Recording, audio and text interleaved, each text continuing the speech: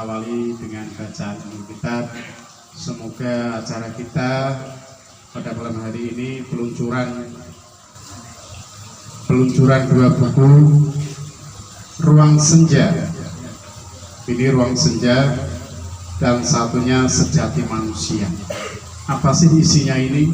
Nanti bisa panjenengan dapatkan ada di depan Ruang Senja dan Sejati Manusia ini. Untuk itu mari kita buka dengan bacaan umur kita. Al-Fatihah. A'udzubillahi minasyaitonir rajim. Bismillahirrahmanirrahim. Ar-Rahmanir-Rahim. Ya na'budu wa iyyaka nasta'in. Ihdinas siratal mustaqim. Siratal ladzina an'amta 'alaihim.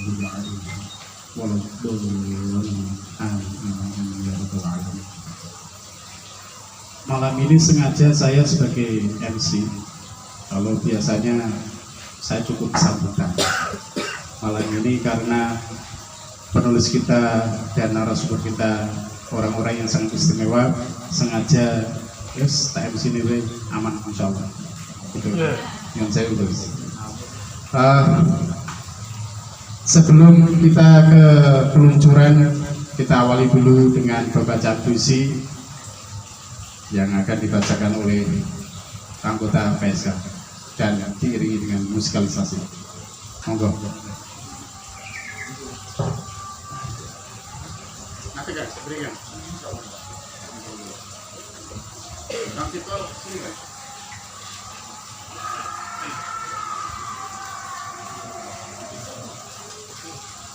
Mas Lulu, monggo Mas. Sampai anggota PSK berikan monggo. Gitu.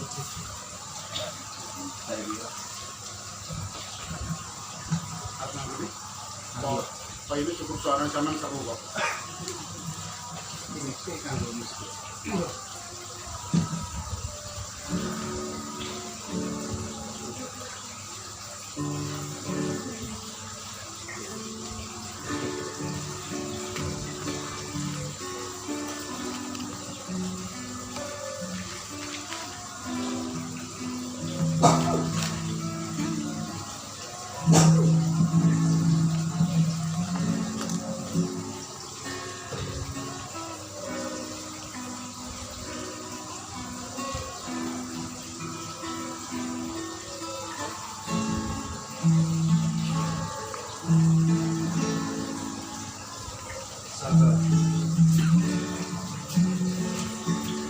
adalah cahaya kunci.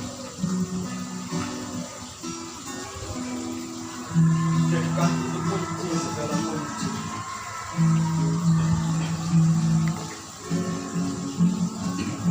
Membuka jalur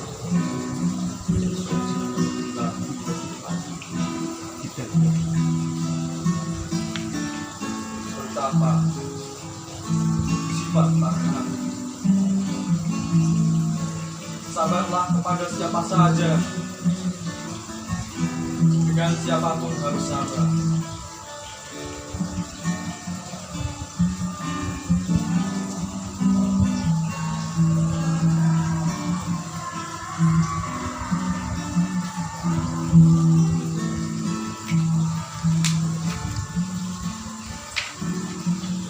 Dengan orang bodoh harus sabar. Barangkali yang mengenal ilmunya sehingga tak berakhlak secara itu. Dengan orang pintar harus sabar. Barangkali dia punya sebuah alasan maka sehingga dalam melakukan yang diperlukan.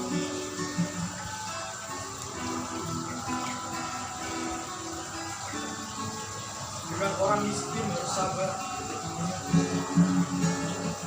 Barangkali dia tak bisa memiliki sesuatu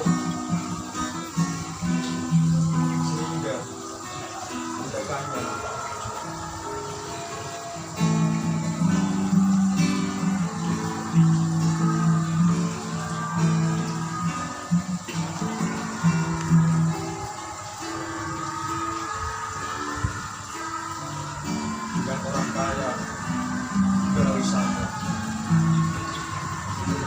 barangkali yang tertulis semua yang begini.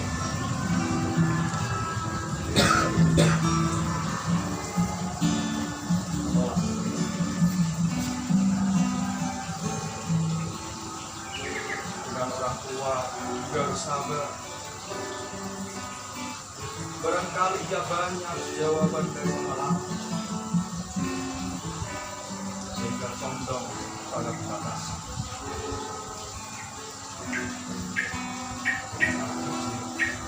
Harus sabar.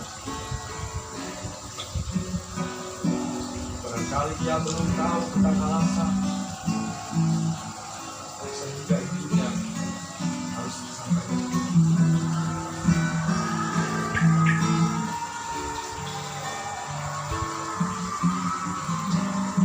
Orang sabar akan menang.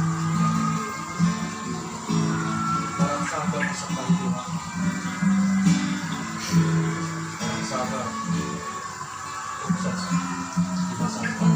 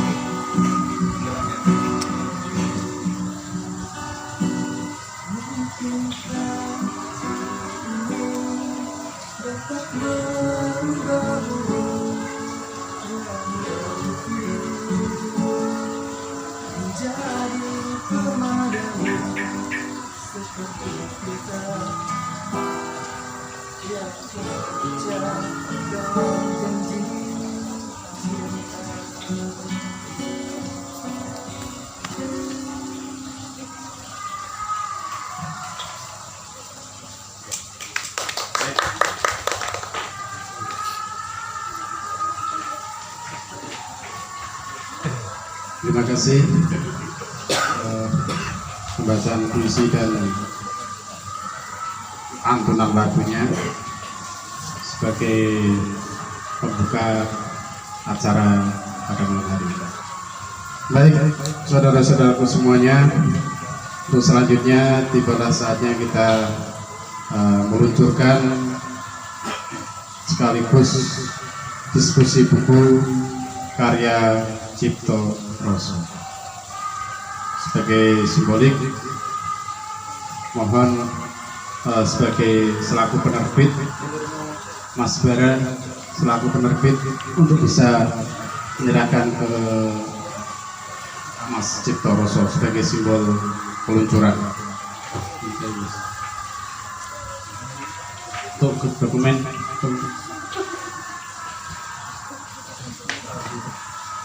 Kita ucap bersama-sama bacaan basmalah. Bismillahirrahmanirrahim. Sah.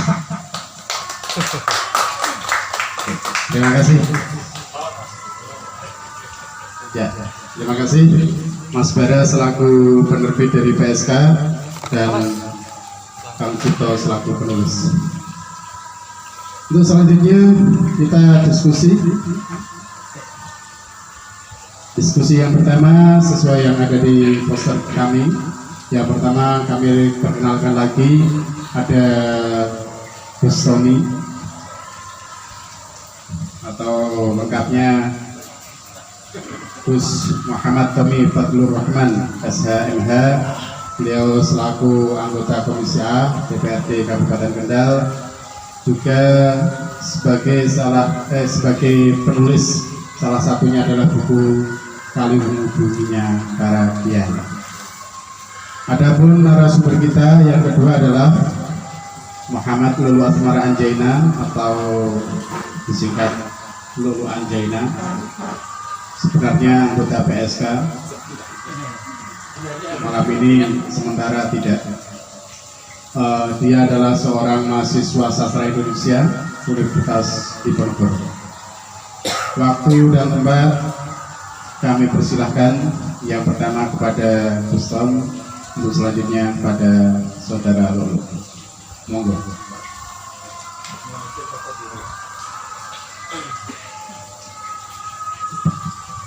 Assalamualaikum warahmatullahi wabarakatuh. Alhamdulillah, salatu wassalamu ala Rasulillah wa la haula wa la quwwata illa billah. Amma ba'dah. Salam sejahtera bagi kita semua, selamat malam. Tetap sehat, semangat dan bahagia. Yang terhormat guru saya yang saya dulu menulis salah satu karya juga atas bimbingan arahan beliau, Profesor Dr. Mujahidin Muhyin. Buku yang tadi telah disebutkan, Kaliwungu Buminya Karagian. Saya sangat teringat betul nasihat-nasihat beliau, arahan-arahan beliau, semua terekam masih ada di otak saya. Satu ungkapan yang saya ingat-ingat dan jadikan saya pegangan, kalau kamu jadi anak muda, jangan takut salah. Teruslah berkarya. Berjalannya waktu, karya itu akan sempurna dengan masanya. Ini tak ingat-ingat betul. Salah satu nasihat beliau yang menjadi motivasi bagi diri saya. Yang saya banggakan, saya hormati sahabat saya, juga senior saya, Bapak Presiden PSK. Juga saya ucapkan selamat harlah untuk PSK yang kesekian kali. Dulu saya diundang di depan kecamatan di Plekoto untuk membaca puisi. Sekarang saya diminta untuk jadi narasumber. Jadi wali saya yang harusnya belajar di PSK ini, malah saya yang etok-etoknya diminta jadi narasumber. Juga yang saya banggakan, saya bilang junior karena usianya masih muda, tapi saya anggap lebih hebat daripada saya, karena saya dulu di dalam menghasilkan sebuah karya belum bisa Gus, lahir langsung bisa dua karya. Ini beliau kok, Masya Allah, melebihi saya, jauh di atas saya. Sekali terbit karyanya langsung 2 buah. Saya itu dulu 1 buah melewati sebuah dinamika perjuangan yang luar biasa sekali. Seperti yang disampaikan Prof. Kalau beliau kebetulan di sastra puisi, kalau saya di ruang sejarah. Saya yakin semua karya itu mengalami sebuah perjalanan baik emosional, baik pikiran maupun finansial yang begitu luar biasa sekali. Saya cerita sedikit nih. Saya itu dulu mengawali sebuah karya tulis itu bukan dengan fasilitas yang mendukung. Kemarin saya sebut, notebook saya itu notebook yang rusak, keyboardnya nggak bisa. Kalau saya nulis itu saya lari ke warnet. Waktu itu posisi saya belum jadi anggota Dewan. Perjalanannya itu benar-benar perjalanan seorang pendekar. Naik turun gunung saya lewati. Jadi saya benar waktu mengawali sebuah karya tulis itu dengan berbagai keahlian dalam bahasa dan gaya tulis saya. Tapi karena saya memegangi apa yang menjadi sebuah nasihat dan motivasi saya yang diberikan beliau, anak muda ini jangan takut salah, yang penting terus berkarya.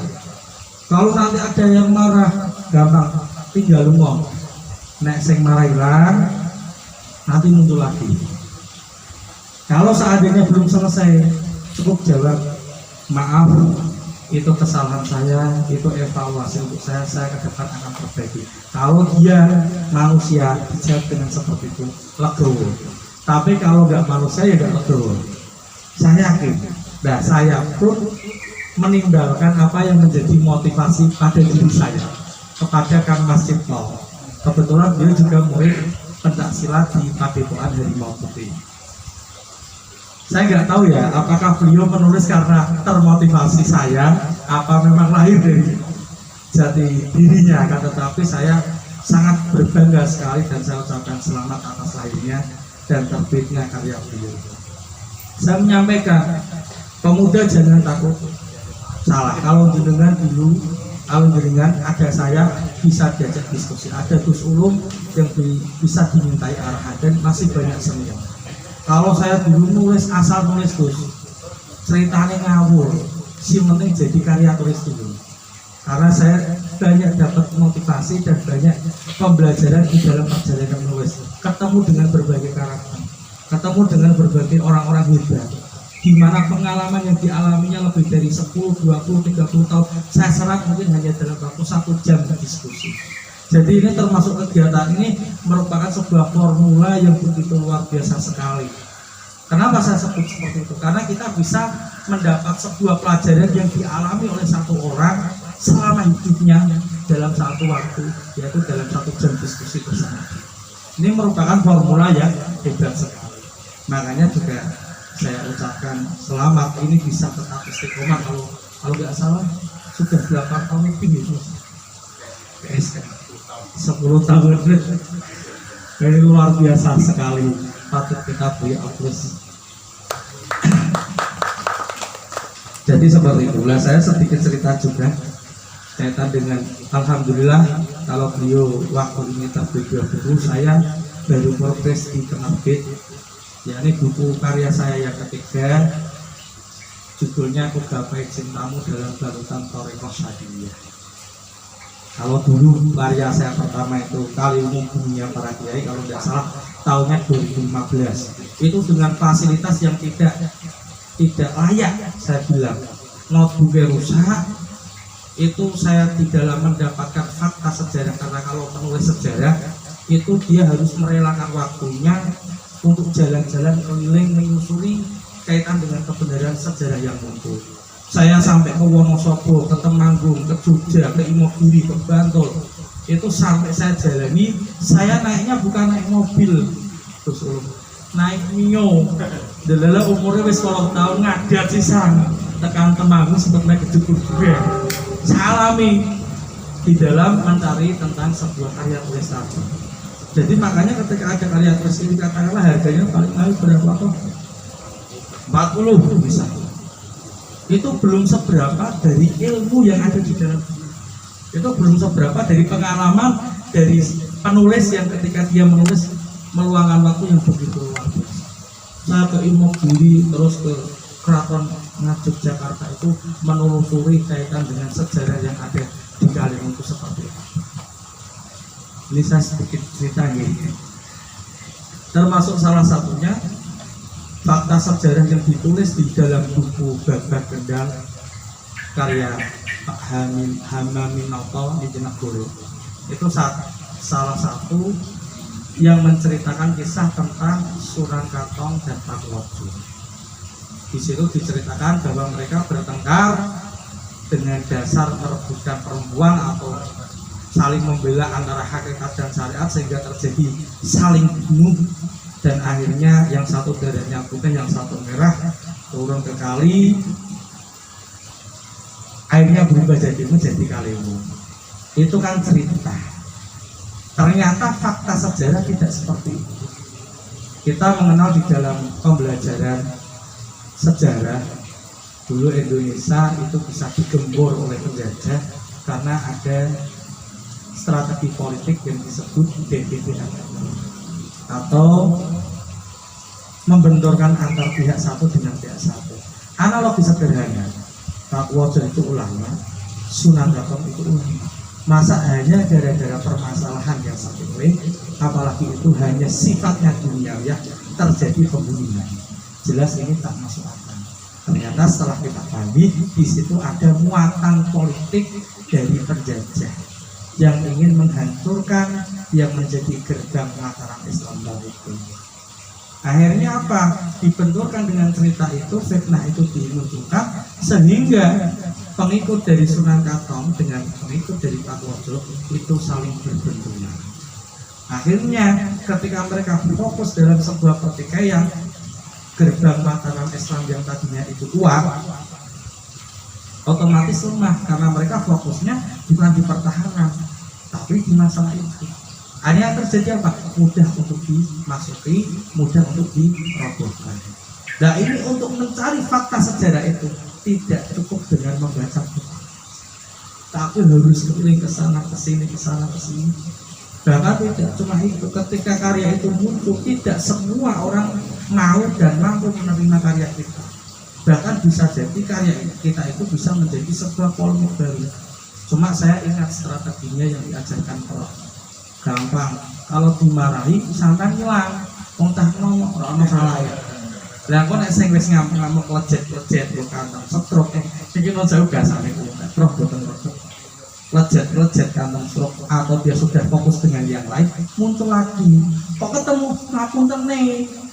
Saya masih anak muda masih dalam tahap belajar. Harus selesai. Jadi tidak apa-apa ketika ada sebuah karya yang muncul dari anak muda harus dan patut kita hargai. Apapun isinya. Karena kesempurnaan itu berjalan waktu. Dan saya teringat salah satu kisah Nabi Ibrahim ketika membangun Makkah, membangun Ka'bah, itu perintah sama si Ismail kalau nggak salah. Itu yang sekarang dikenal dengan apa itu? Membuat Ka'bah dengan lingkaran itu. Belum sampai separuh diiling Ka'bah ini kota orang bunda. Nah, Nabi Ibrahim apa? Ijir Ismail apa? Yang itu loh Gus, yang kita sholat ya, di dalam gedung Ka'bah. Pulang untuk lali dong. Sekarang sarungnya ketinggalan di rumah Gus.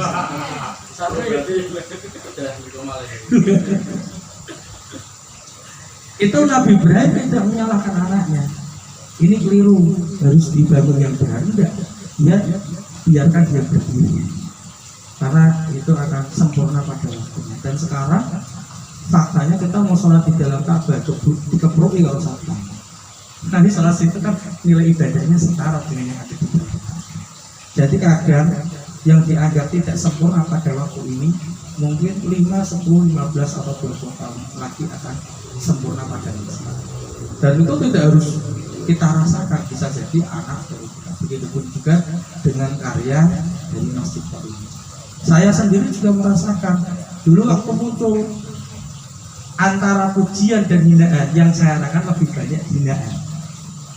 ngopo iki buku koyo ngene modelis ini koyo ngene. Bahasanya alay, apalagi Prof selalu mengajarkan sama. Meskipun saya berguru cuma 1 kali waktu itu, tapi masih terekam jelas.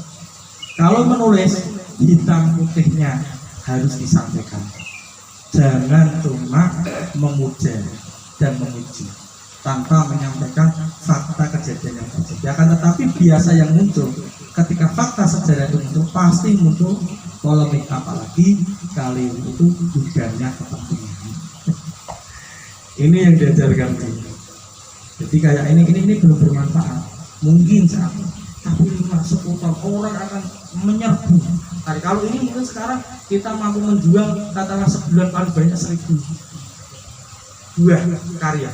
Bisa jadi 5-10 tahun, 15 tahun yang akan datang lagi bisa jutaan yang mengejar karyanya Mas Jeko. Ini bisa terjadi. Saya mengalami ketika saya menulis kali ini di minyak tanah kiai. Waktu itu tak dol buru-buru nyawang rupane buku. Ada fotonya duit, nyawang penulisnya sepeda. Ini yang terjadi. Tapi ketika buku itu habis, sekarang dari Santri Lerboyo, dari Tegalrejo, dari mana sudah hampir sekitar 400 orang lebih meminta untuk itu diterbitkan lagi. Saya belum punya waktu untuk menerbitkan. Ini fakta saya alami. Jadi yang saya anggap waktu itu buku saya itu alay karena saya belum tahu bagaimana cara menulis yang benar, bagaimana menyusun kalimat paragraf atau ungkapan yang benar seperti itu. Tapi ternyata Gus sekarang butuh sekali orang itu kaitan dengan literasi itu, apalagi kaitan dengan sejarah tentang sebuah daerah yang punya sejarah ini kali ini. Setelah itu saya melahirkan karya kedua itu juga menyempurnakan yang belum sempurna di salah satu bab. Karena saya dulu waktu belajar ilmu tulis menulis, dalam sebuah karya tulis jangan kamu sempurnakan. Karena ketika kamu sempurnakan ya dia selesai, dia akan kenyang. Ibarat orang ada episode 1, episode 2, episode 3, episode 4, episode 5. Saya dulu di dalam perjalanannya di samping fasilitasnya tidak ada, modal untuk nyetak juga nggak punya. Saya sampai pusing dan saya harus lari kemana? Mau tangguh sulung belum kena. Ini saya alami. Saya nulis ini sudah jadi, terus piye carane? Saya tidak mudah. Kebetulan saya punya sahabat itu dulu dia jadi kepala sekolah MTS di Weleri daerah Kandayaan. Namanya Pak Nur, sekarang jadi pengusaha properti. Saya ketemu sama sana dihubungi lagi sama teman kebetulan namanya Gus Anis, dia aktivis di Al-Hikmah.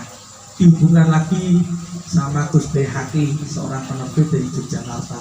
Itu saya nerbitkan, modal saya berapa? 0 rupiah, semua hutang. Jadi jangan sampai kekuranganmu dalam finansial, kekuranganmu dalam apapun menyebabkan karyamu ini tidak bisa lahir atau karyamu ini tidak bisa muncul. Tapi dengan segala upaya apa yang kita punya, apa yang kita alhamdulillah mendapat pertolongan Allah bisa lahir dan akhirnya habis. Dan setelah itu sekarang dituntut untuk nerbit lagi karena saya gak ada waktu ya, sementara off dulu saya topiknya sudah ke yang lain. Kayak ini, karya itu kan tidak cuma bentuk karya tulis ya, termasuk event seperti ini juga sebuah karya. Saya dulu di dalam perkuliahan, di bangku perkuliahan itu diajarkan di dalam KKN kita dengan modal yang sedikit sekali, bahkan kalau bisa nggak modal dapat modal, itu kegiatan bisa semeriah mungkin dan bisa benar-benar dirasakan nilai kemanfaatannya kepada. Sekarang itu saya alami Gus. Di berbagai kegiatan saya ya analoginya mungkin orang melihat kayak hari ini saya itu mengadakan kegiatan Gus Tommy Open Championship tingkat Jawa Tengah tinggi antar pelajar. Dulu saya pas waktu jadi ketua Bupati Kap zamannya Bung Karno tahun 2019 saya dapat anggaran 100 juta, dapat turahan 80 juta, total 180 juta, per panitia dapat 3,5 juta. Cuma kerja 3 hari Gus. Itu tingkat Jawa Tengah. Sekarang saya mengadakan kejuaraan Gus Tommy Open Championship dengan kapasitas sertifikat nanti yang muncul nilainya sama dengan itu. Modalnya berapa? Cuma 12 juta. Anak lebih sederhana, kok bisa? Karena sekarang nggak punya uang. Kalau dulu ada anggaran dari Dispora, kalau sekarang nggak ada, uangnya nggak ada. Gitu. Tapi bukan berarti nggak ada uang terus nggak mampu untuk berkarya. Alhamdulillah dengan pertolongan Allah, tentunya dengan pengalaman dinamika perjalanan yang sudah saya alami, bisa direkod. Muncullah kegiatan ini. Tidak menutup kemungkinan berangkat dari sebuah tempat yang menjadi majelis ilmu, majelis ta'lim al-karim seperti ini, nanti akan melahirkan karya-karya yang luar biasa, baik berupa karya tulis maupun karya itu. Jadi kalau saya dulu cerita juga Gus, saya mulai mengawali karir itu, saya pendukung, saya pengikut, saya cuma satu orang Gus, cuma satu orang, menambah 2 orang, menambah 3 orang, dan waktu itu saya nggak punya uang sama sekali. Tempat saya hanya kebun, nggak kayak ini. Kalau ini saya melihatnya seperti taman surga. Kalau saya dulu kebun di sini sampah, beli omah, lah kan ini bensin. Nah itu mulai ngalamin 2011 saya mengawali. Saat itu nggak ada yang kenal saya. Anaknya mau ngenyek BGC. Ngopi siap dengan pemerintahan Gus arwah PBI. Pak izin, itu kiranya yang bisa saya sampaikan. Pada prinsipnya tak ada gedeng, tak ada karya yang benar-benar sempurna. Sempurna itu urusan waktu. Jadi tergantung nanti Allah mau menyempurnakan karya itu di waktunya kapan. Saya juga teringat karya dari Khairul Anwar. Hanya beliau ketika masih hidup juga nggak ada yang kenal, tapi malah terkenalnya setelah mati. Nah, orang hebat itu dikenal dari karya. Orang dikenal sejarah karena dia mau menulis sesuatu. Kecuali Imam Asyadili, beliau pernah berkata, ditanya sama muridnya, ya saya kenapa jenengan kok nggak bikin karya tulis? Karya tulis saya ada di sahabat-sahabat saya. Itu kiranya yang bisa saya sampaikan yang jelas siratal mustaqim. Allahul muwaffiq ila aqwamit thariq. Wassalamualaikum warahmatullahi wabarakatuh. Ya, terima kasih. Ini merupakan kebahagiaan dari sang penulis sendiri. Banyak motivasi, banyak motivator, banyak orang-orang yang baik di lingkungan Kang Cipto.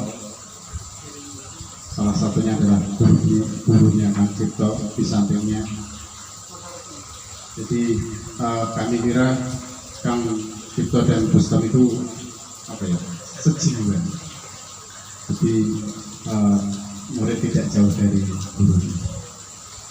Baik teman-teman semuanya, saudara-saudaraku semuanya.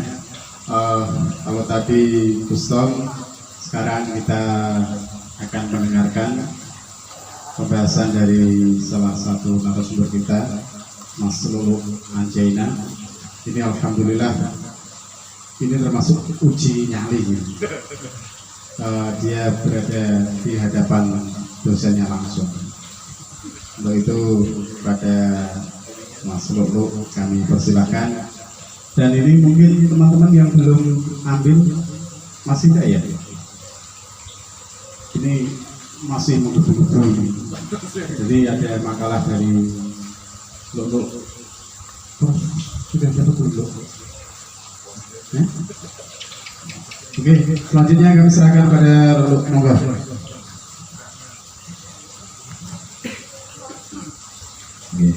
Terima kasih Pak Presiden. Assalamualaikum warahmatullahi wabarakatuh. Salam sejahtera untuk kita semua. Om Swastiastu, Namo Buddhaya, Salam Kebajikan. Yang sangat saya hormati Prof. Jerry Tauhid. Beliau sebagai dosen saya, pembimbing saya di Sastra Indonesia Universitas Diponegoro, Gus Tommy, dan Pak Presiden serta teman-teman sekalian. Pada kesempatan yang berbahagia ini saya mengucapkan selamat dan dan sukses lah gitu buat Kang Cipto gitu. Panggilan akrab saya dengan Cipto Roso ini Kang Cipto. Saya tidak tahu persis nama aslinya, tapi saya mengenalnya dengan Cipto Roso. Ini jenenge aslinya orang nama asli ya. Aslinya orang teman Kang Cipto. Nah, kesempatan yang berbeda ini saya didapuk sama Pak Presiden PSK yang juga guru saya. Jadi di sini semuanya guru saya, guru yang salah satu yang menjerumuskan saya ke dalam dunia sastra. Kenapa saya bilang menjerumuskan gitu? Saya jadi ingat tahun 2014 ketika saya menyodorkan salah satu puisi saya. Waktu itu saya ingat judulnya, tapi saya lupa puisinya di mana. Sembahyang tahajud atau apa, pokoknya intinya mengisahkan tentang pengalaman spiritual ketika waktu dulu gitu ya. Waktu dulu saya adalah anak yang rajin, kalau misalnya bangun malam tuh tahajudan ini rajin banget Gus. Jadi karena ketika lulus MI itu saya disuruh nulis puisi, saya cuma bisa nyontek. Dan ketika setelah SMP MTS tepatnya saya bisa nulis puisi, saya sodorkan ke Pak Ulung ini. Waktu itu yang saya ingat, dan baru kemarin saya cari istilahnya riwayatnya, saya mengirimkan puisi itu ke Pak Presiden itu lewat apa? Saya ingat saya lewat Facebook, tapi ketika saya cari-cari di Facebook ternyata nggak ketemu. Beliau, saya ingat saya cuma bilang, wah ini puisinya bagus banget gitu. Yang saya terbenam sampai sekarang adalah ini puisinya bagus banget gitu. Nah dari situlah saya mulai nulis puisi dan nulis terus sampai pada akhirnya ditolak berkali-kali dari penerbitan antologi bersama. Pernah juga hingga yowes aku mandek nulis puisi lah, sebab aku jebul ora bakat. Kata-katanya Pak Presiden dia adalah kata-kata bullshit, kata-kata ngapusi, kata-kata yang dulu saya pernah berkata seperti itu. Karena kenyataannya yaitu nggak diterima di penerbit manapun gitu puisi saya. Saya berhenti 3 bulan tidak nulis puisi, padahal setelah dibilang puisimu bagus, saya itu hampir setiap hari nulis puisi. Sampai disuruh nulis puisi, ya wis 1 bulan nulis puisi berapapun nanti kita diskusikan di bedah di acaranya PSK. PSK waktu itu bangkit dari kubur. Jadi ini cerita menarik juga nih, PSK dulu bangkit dari kubur di momen bedah buku puisinya Anjay gitu. Ya saya ingat betul itu karena waktu itu Pak Presiden memutuskan PSK bunuh diri, Pak Arno Sentroske. Frustasi ceritanya. Nah ternyata saya baru berpikir beberapa tahun yang lalu, oh berarti itu adalah trik Pak Presiden itu untuk menghidupkan kembali PSK dengan cara membohongi muridnya. Puisi apik tenan lah, akhirnya kan nulis puisi dan sebagainya. Nah dari situ saya punya banyak ditolak dan sebagainya, dan 3 bulan berhenti. Akhirnya saya mencoba nulis lagi. Di momen pertama setelah saya berhenti 3 bulan nulis, itu langsung puisi saya diterima di salah satu antologi puisi bersama yang waktu itu saya ikutnya di media sosial. Karena di MTS itu saya nggak bisa ikut lomba-lomba puisi karena nggak ada FLS 2N. Saya pernah bercita-cita pengen ikut FLS 2N ketika MTS. Terus saya nulis, karena saya nggak bisa ikut lomba-lomba dari MTS, akhirnya saya nulis nyari-nyari di media sosial. Dulu saya punya buku isinya daftar lomba nulis puisi, bukan hanya lomba, tapi penerbitan antologi puisi se-Indonesia. Saya punya daftar bukunya tuh, ini DL tanggal berapa, deadline tanggal berapa, itu ada semua. Karena saya setiap hari itu browsing lomba nulis puisi, penerbitan antologi puisi sebagainya. Nah itu ternyata diterima terus. Saya mikir, tapi aku diterima puisi nih, tapi aku kan bayar. Jadi puisi saya diterima di salah satu penerbitan antologi puisi. Ketika kita pengen dapat bukunya itu kita bayar gitu ya. Dan itu baru saya sadari bahwa di PSK ini ternyata memang harus seperti itu gitu. Nah bicara tentang ruang senja gitu ya, saya pertama kali disodori naskah ruang senja. Yang kesan pertama yang saya miliki itu adalah ini puisi buku kok mesra banget. pikirku dulu itu Kang Cipto ini wong sing duwe pacar, terus punya pengagum rahasia, terus dia menulis puisi-puisi itu untuk pacarnya gitu. Karena judulnya Ruang Senja. Ruang Senja itu identik dengan warna-warna oranye, warna-warna biru, kalau sekarang melankolis, dia romantis gitu. Nah saya berpikir seperti itu. Tapi ternyata enggak gitu. Nah ceritanya suatu waktu itu Kang Cipto datang di salah satu acaranya Pelataran Sastra Kaliwungu, datang ke Komplit Sufi dengan mungkin beragam ekspektasinya ya dengan akan komunitas PSK. Kang Cipto seingat saya, mungkin nanti boleh ditanyakan langsung ke Kang Cipto, dia datang dan curhat bahwa dia telah menerbitkan beberapa buku yang mana dia ikut penerbitnya itu ke sebuah penerbit indie di mana dia menerbitkan secara gratis gitu ya Kang Cipto. Nah dari situ saya ingat betul gitu, saat itu langsung tak cek karena kita punya akses untuk ke ISBN, kita cek, cross cek penerbitnya, ternyata memang penerbitnya ada, cuma itu menerbitkan puisi karya-karya orang-orang secara besar-besaran dengan gratis, tapi penulisnya nggak dikirimin bukunya, setahu saya gitu, betul ya gitu. Nah ini setelah dari situ, dari pertemuan itulah saya dengan Kang Cipto intens dalam menjalin komunikasi baik secara langsung maupun di melalui media sosial di WhatsApp gitu. Nah hingga akhirnya Kang Cipto ini datang buat membawa naskahnya secara terpisah. Jadi pertama dulu kayaknya mengirimkan satu naskah dulu. Kayaknya dulu yang Ruang Senja dulu apa Sejati Manusia dulu ya Pak? Ruang Senja dulu ya Pak, yang mau diterbitkan, betul. Nah di situ dia bermaksud menerbitkan naskah-naskah yang dia miliki yang beragam banyak itu ke penerbit Pelataran Sastra Kaliwungu dengan semangat, dengan modal semangat, tekadnya, itikat baiknya itu dia menggebu-gebu banget. Terus pokoknya aku pengen bikin buku dengan modal sendiri dan sebagainya dan alhamdulillah bisa kita fasilitasi. Salah satu yang jadi catatan dan mungkin ini sangat penting ya, di buku ini itu tidak ada titik mongso sama sekali. Jadi kita nggak bisa melihat bagaimana produktivitas Kang Cipto, bagaimana istilahnya perkembangan Kang Cipto dalam menulis puisi itu nggak bisa dibaca karena tidak ada titik mongso.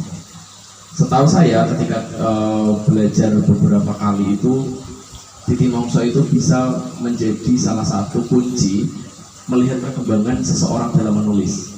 Tulisan tahun 2017 dengan tulisan tahun 2018 misalkan, itu pasti akan berbeda. Dan di beberapa puisi kebanyakan ada seperti itu, buat salah satu mempermudah gimana sih melihat perkembangan itu.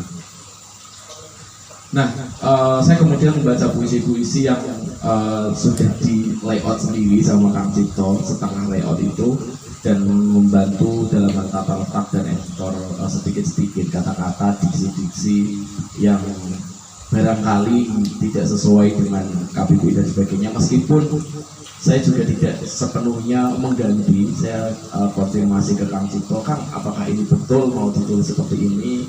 Apakah betul panjenengan tidak menulis misalkan matahari jadi matahari dan seperti itu. Jadi hal-hal itulah yang saya konfirmasi ke Kang Cipto. Beberapa kali sampai chat kita panjang cuma membahas ini diksinya salah, saya menganggap seperti itu, ternyata enggak gitu. Ternyata Kang Cipto punya maksud tersendiri dalam menulis diksi-diksi tersebut.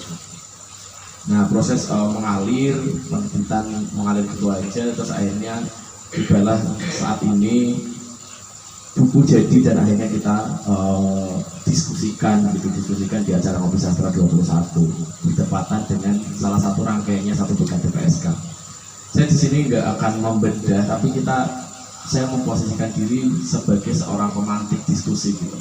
Kira-kira apa sih yang menarik dari buku isinya Kang Cipto? Karena kalau misalnya saya dibilang sebagai pembedah, saya sungguh sangat nggak mampu, saya masih istilahnya belum legal ilmunya belum legal karena belum lulus. Nah jadi saya mencoba untuk memakai beberapa yang saya temukan dalam naskah Kang Cipto. Nah beberapa yang saya catat adalah bagaimana Kang Cipto membagi puisi-puisinya ke dalam zonasi waktu, dan apa ya, yang satu tentang gimana Kang Cipto dengan rupa-rupa proses kreatifnya tersebut mengibadahi puisi.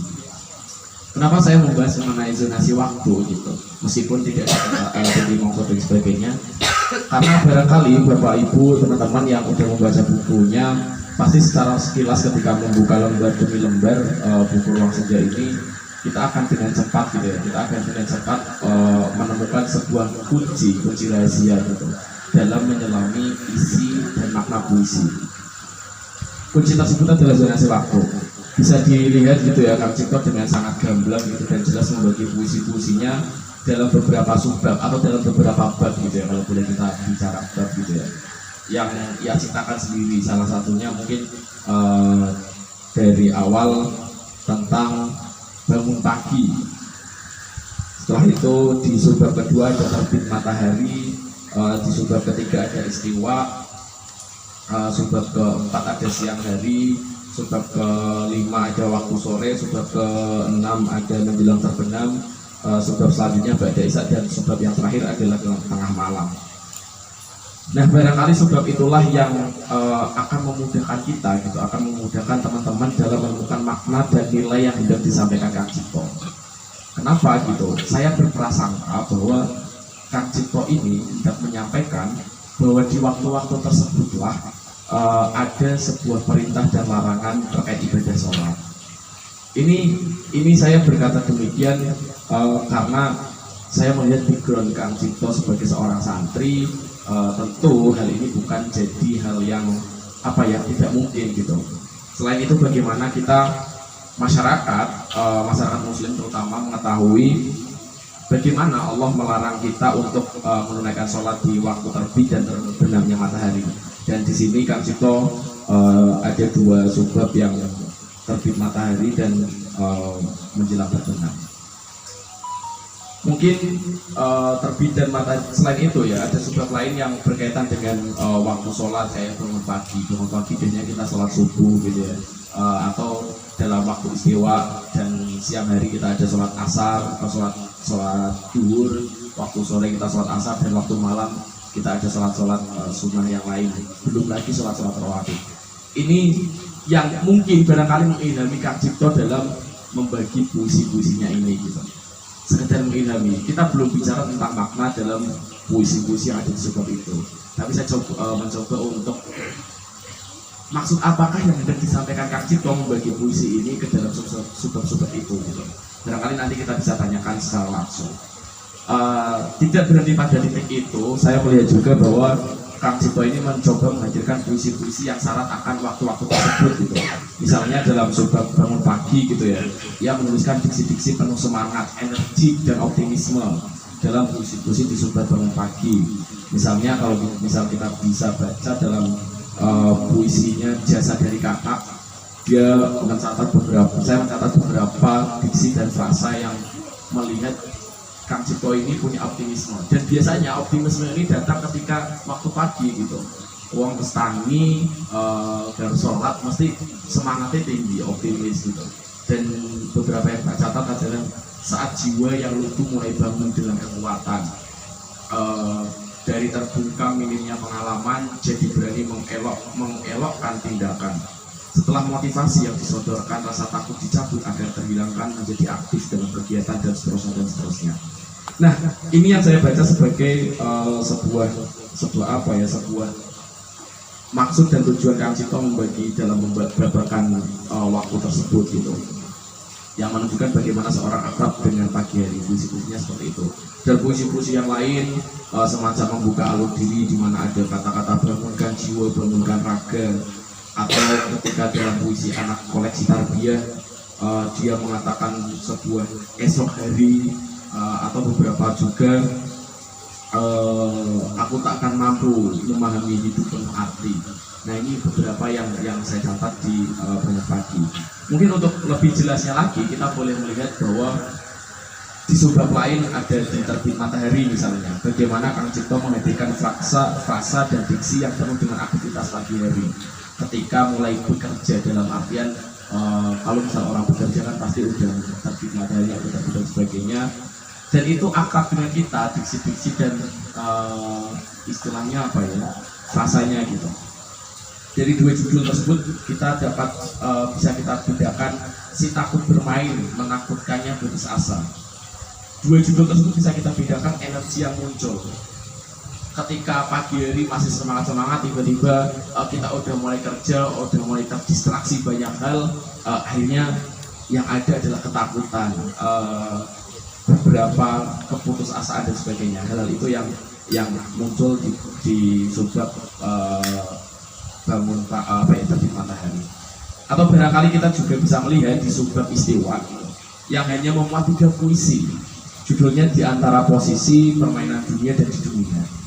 Kalau saya melihat apa sih makna istiwa gitu ya? Kalau saya melihat adalah, kalau saya baca gitu, istiwa adalah waktu di mana posisi matahari itu tepat berada di atas. Ini yang saya baca, mau nanti yang paham di dunia pesantren bisa membenarkan kalau salah gitu ya. Itu artinya apa? Waktu istiwa itu singkat, dan Kang Cipto di puisi subbab istiwa itu cuma 3 puisi, padahal puisi-puisi yang lain itu 10, 7 dan sebagainya. Cuma di subbab istiwa ini cuma 3. Mungkin ini ada hubungannya juga dengan waktu istiwa itu gitu. Hal yang lain gitu serupa itu juga muncul dalam subbab lain. Di siang hari berbicara akan suasana romantis dan kebucinan. Di subbab siang itu Kang Cipto itu isinya puisi-puisi bucin. Kayak contoh ya, apa ya, vitamin cinta, cinta, ruang penuh, satu sisi cinta, nasib pecinta, hayatan cinta, hati bucin. Ini kenapa gitu? Kenapa Kang Cipto ketika siang hari itu gitu ya, ketika di subbab puisi siang hari ini, iya, ini dia malah puisi-puisi yang bucin yang muncul gitu, puisi-puisi yang penuh dengan gairah percintaan gitu ya. Jadi ini mungkin iya, ini vitamin cinta. Ini Kang Cipto sedang ngapain ini buat vitamin cintanya ini yang saya, iya, seorang santri sedang bercinta gitu ya, mungkin ya. Atau waktu sore gitu ya, Kang Cipto syarat akan beberapa hal yang tentang kemesraan dan memahami diri. Di sini banyak anak mudaku gitu ya, persaingan. Biasanya kalau sore kita pulang dari aktivitas bekerja, kita berangan-angan, berandai-andai gitu. Terus puisinya juga nggak jauh-jauh dari hal itu gitu. Jangan terbelenggu masa lalu, setiap masa bersama tentunya. Kita mengingat, oh iya, setiap masa punya tokoh dan sebagainya. Nah, hal itu. Mungkin yang terakhir barangkali di subbab-subbab yang lain juga ada gitu. Di subbab menjelang terbenam, pada Isya dan tengah malam itu syarat akan puisi-puisi yang berkaitan dengan ketuhanan, spiritualitas, dan aktivitas-aktivitas sosial. Yang saya soroti penuh adalah ketika Ba'da Isya, di puisi-puisi Ba'da Isya itu dia kayaknya membahas tentang COVID itu penuh full. Dan kenapa ini dimasukkan ke dalam satu subbab Ba'da Isya? Ini mungkin apa ya? Saya yakin dan saya percaya bahwa Kang Cipto ini memahami betul alasan membagi subbab-subbab tersebut. Barangkali nanti Kang Cipto bisa istilahnya apa ya, mengklarifikasi kenapa membagi seperti itu gitu. Namun untuk membuka lebih jelas apakah ada kaitannya antara isi-isi puisi dengan subbab-subbab tersebut, itu diperlukan riset yang lebih gitu. Dan itu membutuhkan waktu yang udah membaca buku bisa menanggapi atau memberikan kesan-kesan positif. Itu dari saya, terima kasih. Wassalamualaikum warahmatullahi wabarakatuh. Waalaikumsalam. Luar biasa, tepuk tangan untuk Mas Lulu Mujmara Anjaina. Wah, ini darahnya sangat mendidih sekali, darah mahasiswa sastra. Jadi ketika PSK mengadakan suatu event, insya Allah tidak sembarangan. Satu, Gus Tommy, beliau adalah komisi A, tidak lepas dari dunia literasi atau literasi. Yang kedua, walaupun Lulu ini juga sekjen PSK, sekjennya PSK, tapi juga pas. Kenapa saya meminta dia menjadi salah satu pembicara dalam peluncuran ini? Karena pas dia itu juga seorang mahasiswa sastra Indonesia. Ya, sebenarnya sebelumnya sudah pernah itu. Jadi sama seperti yang disampaikan Mas Lulu itu, memang apa ya, saya itu dulu bingung soal penerbitan. Sebelumnya kan ceritanya begini, saya itu suka apa ya, berteman. Jadi wes siapa tuh saya teman saya oke, siap, walaupun itu senior, walaupun itu junior, walaupun itu seangkatan. Nah, di tengah-tengah sana itu kok banyak kisah teman yang unik, juga seru, kadang apalagi jiwa muda itu ya, tentang semangat pencapaian cita-citanya, semangat tentang percintaannya, juga semangat tentang apa ya, menjalani semua itu sering tertuang di sana.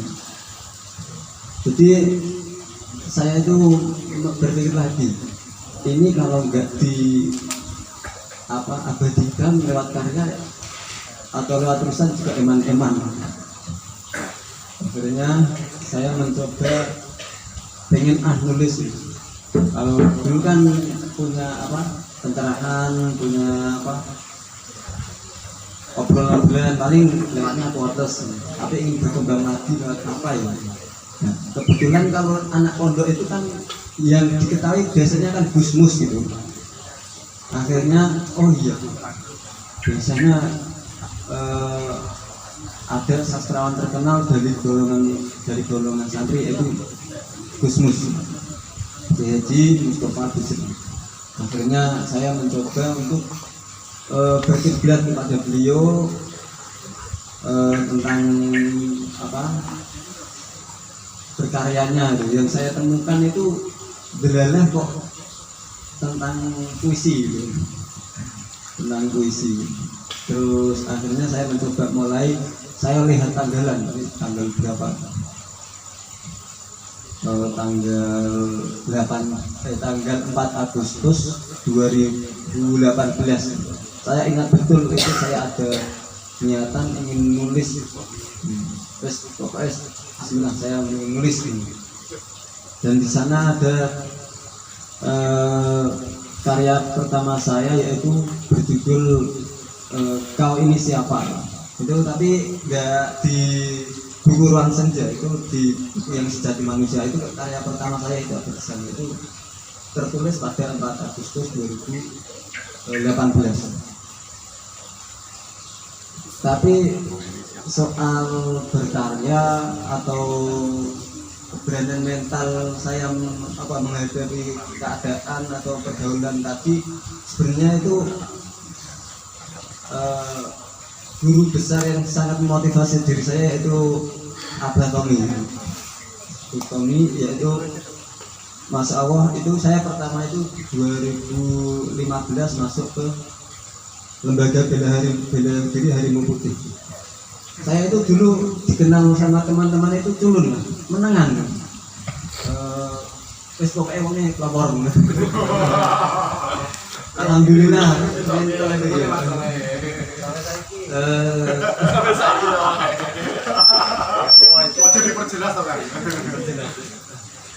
Tapi insya Allah masalah kalau pemahaman, pemikiran kalau di sekolah ya adalah nilainya plus gitu. Nah, di situ lewat Abah Tommy mulai sinambung antara ilmu yang harus diaplikasikan di dunia mental sejati kehidupan dari ilmu yang yang dipelajari lewat guru-guru yang lain. Sumber dari saya berani menukil atau mulai melangkah lebih ke fase yang sejati lah, itu mulanya ada judul sejatinya itu, yaitu alhamdulillah berkat bimbingan yang sangat Masya Allah itu dari beliau Abah Tommy. Ini saya sangat berterima kasih, dan saya juga berterima kasih juga kepada Pelataran Sastra Kaliumi yang sudah menerbitkan buku-buku saya. Dulu itu kan awalnya setelah 2018 saya menulis itu, saya nggak kepikiran ini bakal jadi buku itu tidak, itu urusan carry. Pokoknya aku nulis di tulisan di kenang-kenangan karo apa ya kehidupanku, baru ketemu apa, baru apa, baru menemukan ide apa, pokoknya tak tulis. Dan itu sampai 2020 itu saya mulai bimbang. Aduh, saya kok tiba-tiba tak hitung itu puisi sudah mulai hampir 200 halaman kan. Di antara kisaran 150 puisi sudah tertulis 2 tahun itu. Terus saya bingung, ini gimana caranya? Saya itu terus tetap semangat, apalagi guru saya sudah pernah nulis Buminya Para Kiai. Lah ini apa, guru saya saja bisa, dan sudah ada contohnya yang mencetak buku, berarti saya harus bisa. Jadi saya ingin seperti guru saya. Dari dulu itu sebenarnya kalau ngaku kenapa, kalau panjenengan ngarai apa ngasih motivasi saya itu saya nggak pernah paham. Saya itu saking demen cintane senenge karo panjenengan, pokoknya panjenengan kula ki aku seneng maneng ngrungokke anut. Tapi ora patek kesaring. Sepenting aku kendel. Kayak beliau sakit. Penting pendekar. Alhamdulillah itu saya akhirnya mulai itu wis jajal penerbit ya apa. Boleh. Penerbit browsing yang gratis yang apa. Akhirnya menemukan itu dari penerbit Cirebon. Akhirnya kok ternyata di sana itu menuntut karya yang diterbitkan, layout, cover, sama apa itu ya semuanya itu sana lah ISBN. Tapi sebenarnya saya itu sejak awal proses saya nulis itu saya belum kenal layout itu apa, sinopsis apa, nama pena apa itu saya belum kenal. Akhirnya wis menang mantap aku di naskah tak peluntur kerono. Alhamdulillah ISBN keluar dan itu setengah tahun baru ada, makanya itu baru buku selesai dan saya tetap berbayar itu. Tapi di tengah-tengah perjalanan nulis itu saya sangat khawatir karena itu apa sudah berapa bulan kan itu selesai 6 bulan kemudian. Di tengah-tengah bulan itu saya resah, padahal saya cetak terus pada penerbitnya. Akhirnya saya terpaksa itu, itu ada tinggi nyuwun apa pitutur kali guru tak berani berikan. Jadi aku yang nak kali abang atau saat ini apa beti matur pun nggih gadok pokoknya sangat seneng ya kalian beliau itu apa kata-kata apa berumur kata-kata sama kayak anut karo pengen apa jadi wong sing berani lah. Nah, akhirnya saya beranikan ke sana dan saya itu sebenarnya takut saat itu buku belum datang macam wis di buku wis. Alhamdulillah ditanggapi sama beliau, diarahkan lagi coba apa kenali dulu seorang penulis itu harus mengenali dulu tentang apa itu perbukuan, terus apa penerbit seperti apa itu harus dikuasai dulu. Akhirnya saya pelajari lanjut. Ya itu sebenarnya naskah Ruang Senja itu pernah apa ya kesangkut di penerbit Jogja itu. Jadi setelah saya itu dulu kan soal namanya apa itu membuka jiwa rembulan ya, membuka jiwa rembulan itu intinya sama, tujuannya sama, tidak mengurangi isi dan apa-apalah, masih sama itu, ntar bisa saya sampaikan lebih lanjut. Akhirnya kok di Jogja itu saya kesangkut apa ada masalah dengan kok apa redakturnya yang kurang amanah. Akhirnya apa itu ternyata uang yang saya transfer itu hanya sampai kepada redaktur, nggak sampai kepada pemiliknya itu. Akhirnya saya japri ke pemiliknya, pemiliknya ingin usahain diterbit saja nggak apa-apa. Oh saya tidak, ini saya naskah saya tarik saja. Saya mau cari penerbit sekitar saya. Alhamdulillah kenal kepada Mas Budiawan, Mas Abdul Budiawan itu mulai jati-jatian, Mas saya punya naskah, katanya kok sekitar sini ada penerbit. Oh akhirnya lebih lanjut, akhirnya mulai kenal PSK, Pelataran Sastra Kaliwungu. Alhamdulillah akhirnya itu dari pesan Abah Romi kan kalau membuka jiwa rembulan itu judulnya terlalu formal, kurang menarik dan terlalu kurang kurang bersinar mungkin kalau di kalangan umum nih. Akhirnya saya berpikir dengan kalau berpuisi-puisi itu kebanyakan yang di orang-orang menarik itu adalah kata-kata senja, yaitu senja itu mewujudkan sebuah fenomena keindahan, karena siapapun pasti akan merasa takjub dengan senja itu. Sedangkan ruang itu artinya tempat, ruang artinya tempat, agar kita itu menjadi manusia itu mempunyai ruang yang indah, mempunyai tempat, memposisikan tempat yang indah.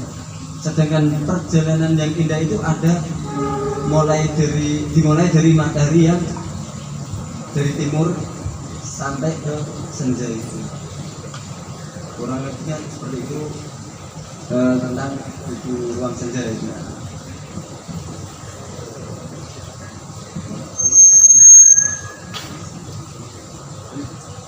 Nah, dari saya cukup sekian tentang paparan buku yang bedah malam ini.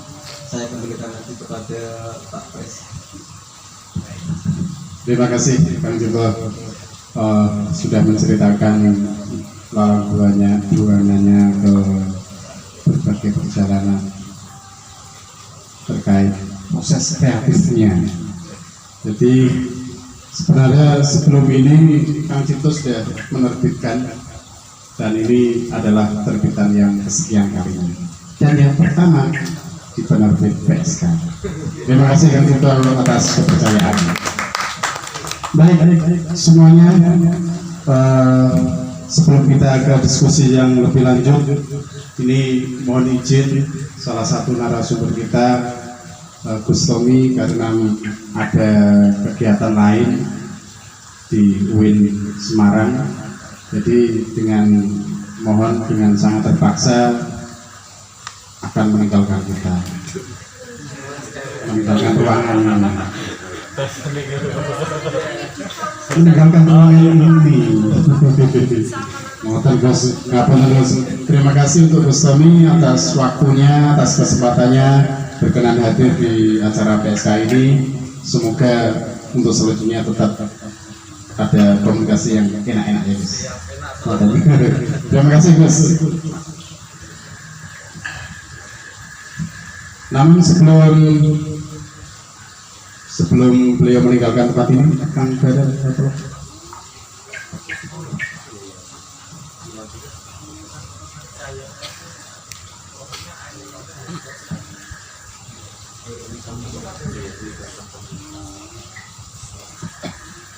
Nyun Sewu Rustom, sedikit kenang-kenangan. Ini hanya apa ini Gus? Hanya kertas biasa untuk kenang-kenangan.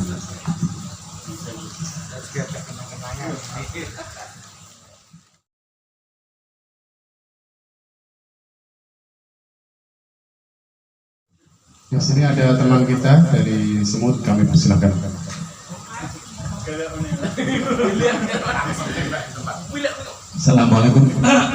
Assalamualaikum warahmatullahi wabarakatuh. Terima kasih atas waktunya. Sebelumnya saya Arif dan ini teman-teman dari Semut. Saya ada anak sama istri. Ini juga masih saudara kebetulan. Jadi Semut satu RT. Kebetulan memang beneran ini rumahnya satu RT.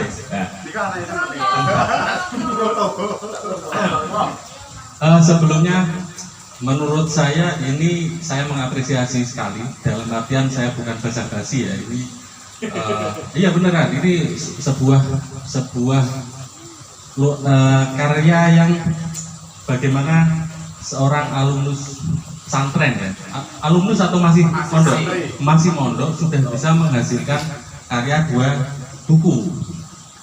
Saya waktu dulu kuliah di tahun 2002 di Undip juga, 2002 Undip, saya dulu Undip ya,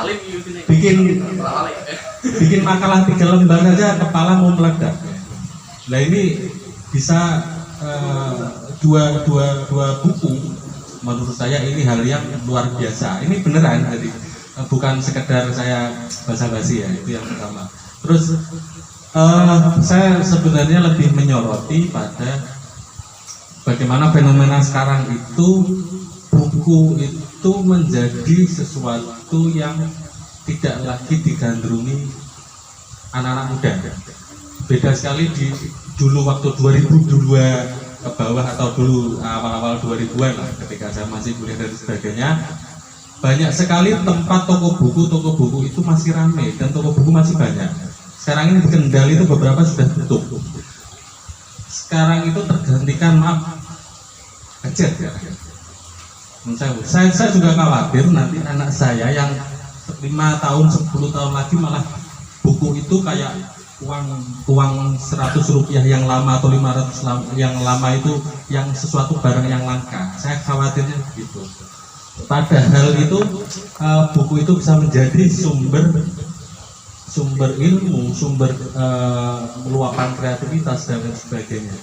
Bayangkan sekarang anak-anak sekarang kalau ditanya sumbernya dari mana, ya dari Google. Kalau dulu sumbernya ya dari buku ini. Kalau bikin tesis apa skripsi kan ya referensinya buku ini. Sekarang itu kan semua dari Google. Google pun tidak semua tepat. Banyak hal juga yang keliru. Jadi ini merupakan suatu tantangan bagi penulis, bagaimana buku ini bisa dibaca oleh banyak orang. Menurut saya itu sebuah tantangan yang luar biasa, susah menurut saya. Dan coba solusinya sekarang itu bagaimana? Kalau saya ada gambaran. Misalkan saya berandai-andai kita ini mayoritas umat Islam, musola itu per RT itu ada. Bayangkan itu kalau di musola di depannya itu ada semacam di belakang jenengan ini sebuah rak-rak yang berisikan buku-buku yang bebas dibaca semua orang.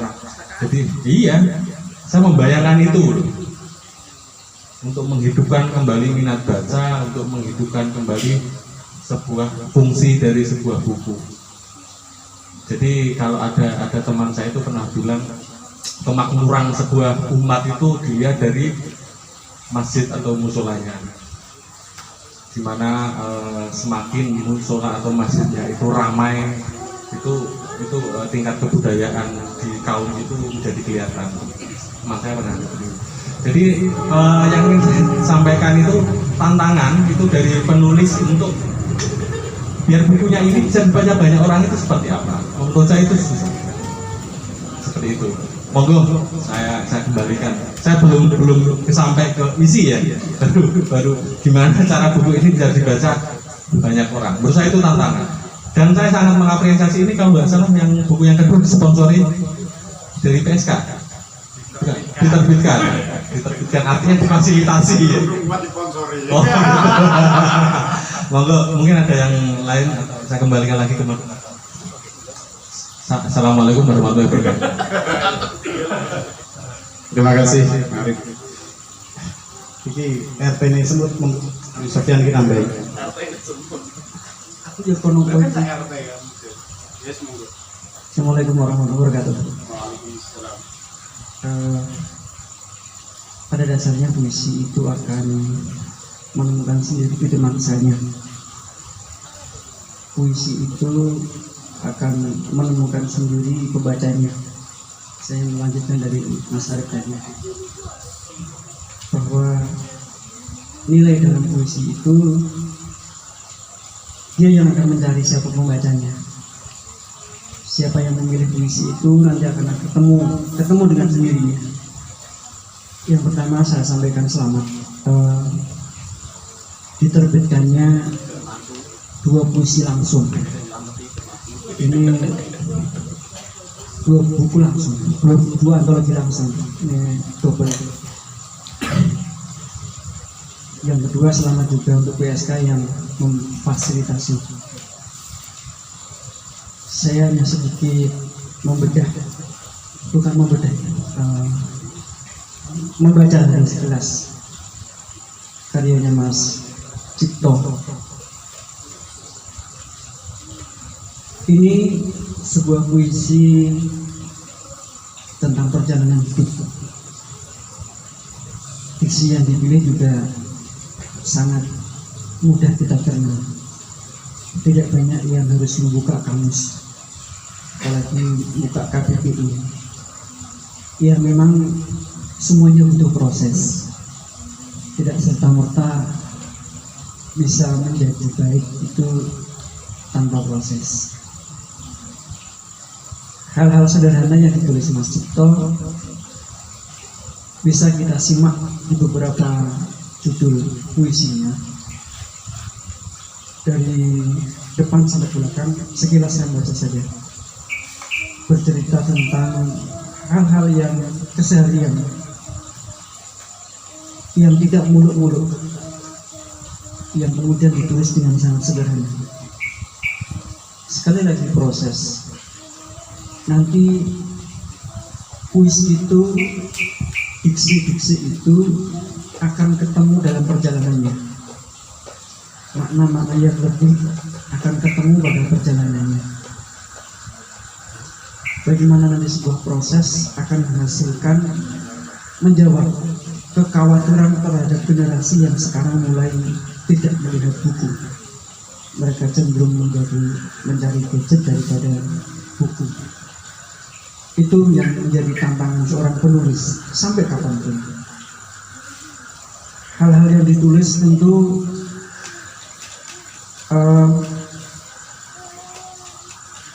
akan menjadikan pemantik para pembaca untuk menyimak apa yang ditulis. Pentingnya di situ. Dan semoga di kesempatan yang lain saya masih bisa membaca karyanya Mas Cipto Roso. Nama penanya Cipto Roso. Asli. Buatan Pak. Buatan apa? Sampai asli pura. Orang asli KTP. Bosan asli. Enggak asli aja sama. Nama Pondro sama yang ini. Oh, Asli kan. asli. Nama penanya bukan. Bukan asli nama KTP. Nama asli KTP Cipto Roso alias Abdul Ais. Nama Pondro. Oh walah. Ya, kita memang, saya memang sangat menunggu proses selanjutnya, proses dari Titi Mangsa yang hari ini bertemu dengan Titi Mangsa suatu waktu lagi ketemu dengan karyanya Mas Cipto Roso. Itu saja yang saya sampaikan. Assalamualaikum warahmatullahi wabarakatuh.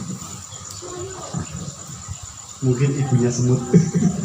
Kamu bapak anak untuk jusan. Terima kasih. Assalamualaikum warahmatullahi wabarakatuh.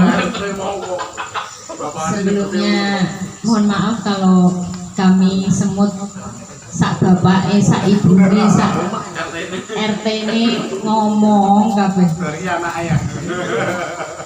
Tapi ini saestu memang karena kami sangat mengapresiasi, turut senang dan bangga serta mengucapkan selamat kepada Mas Cipto yang sudah sangat luar biasa, mampu melakukan karya yang luar biasa, bahkan tidak hanya satu tapi 2 sekaligus. Di sini saya dari tadi membuka-buka, kemudian saya itu terlena ketika membaca satu judul di sini yang judulnya Bercinta. Sebenarnya itu saya berawal dari penasaran ketika tadi ada siapa ya yang ngendikan bahwa Mas Lulu ya tadi ya, kok cah pondok kok yo iso bucin-bucin bareng. Saya benar-benar penasaran ya. Mungkin nggak ya di situ ada cerita cinta anak pondok gitu. Saya sangat penasaran. Dan ketika saya membaca puisi ini ternyata memang betul, ternyata sama ya kalau anak pondok dengan kita yang tidak pondok itu ya. Di sini saya kok menerjemahkan di paragraf 1, 2, 3. Oh, yang paragraf pertama dengan kedangkalan saya menerjemahkan, oh ini cinta yang nggak sampai. Oh ternyata bisa juga hubungannya kandas. Oh ini juga bisa juga yang hubungannya menjadi sebuah apa ya, sesuatu yang istimewa. Saya sangat senang baca puisi satu ini dan langsung membekas di hati saya. Gitu. Itu mawon, terima kasih, itu apresiasi saya. Selamat sekali lagi. Jangan berhenti sampai sini, tapi hasilkan lagi karya yang lebih dan lebih. Assalamualaikum warahmatullahi wabarakatuh. Terima kasih dari teman-teman. Terima kasih atas apresiasi dan tantangan lagi untuk saya untuk menjawab pertanyaan. Pertama saya tadi itu sudah agak lega itu dari motivasinya. Bentar seorang penulis itu mempunyai pembacaan sendiri atau puisi-puisi. Luaskan karya-karya saya, terutama saya itu mengarahnya ya ke komunitas sastra dulu termasuk, dan saya itu masuk ke PSK adalah saran dari Abah Tony. Kalau kamu jurusannya ke puisi, berarti kamu ikutnya ke Mas Ulum. Dan alhamdulillah alhamdulillah saya mulai sebelum ke Mas Ulum itu kenal Mas Budiawan itu juga teman PSK juga, karena saya japri lebih lanjut biar saya itu juga ada siasat, ya sudah saya harus bisa masuk ke sana juga ke PSK itu. Saya itu adalah langkah awal saya mempersiapkan karya saya atau tentang dunia saya itu dalam menulis kok puisi, makanya saya mengarah ke sini ke PSK. Kemudian untuk ke teman-teman, pembelian buku juga kan tidak bisa dipaksa, tetap hanya bisa menawarkan dan berusaha mempromosikan dengan hal yang lebih baik, terbaik mungkin lah. Itu yang terutama ya, kembali lagi saya itu harus mendekatkan kepada seorang yang mempunyai jiwa sastra atau seni kepada salah satu teman atau teman-teman di sekitar. Kok ada yang minat tentang sastra, ya saya dekati, bukan saya untuk membeli buku. Terutama saya itu masalah jual beli benar dulu, yang penting itu pendekatan sesuai yang karakter, karena pedomannya itu adalah kalau di dalam Al-Quran itu inna wahaladu fadlin alam nas. Setiap manusia itu pasti diberikan anugerah oleh Allah.